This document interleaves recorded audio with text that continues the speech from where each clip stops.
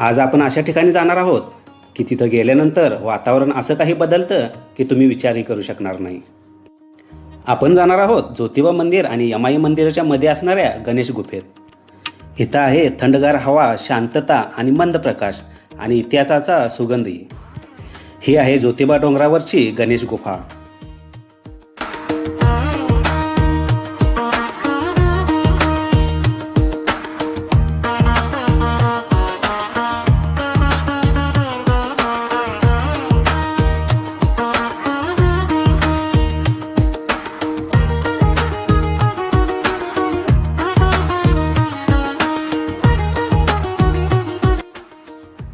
इथं प्राचीन काळी साधू संत तपश्चर्या करत असत. हे एक शांत ठिकाण आहे. येथे आहे स्वयंभू गणेश मूर्ती, महादेवाची पिंड आणि काही भुयारीही दिसून येतात.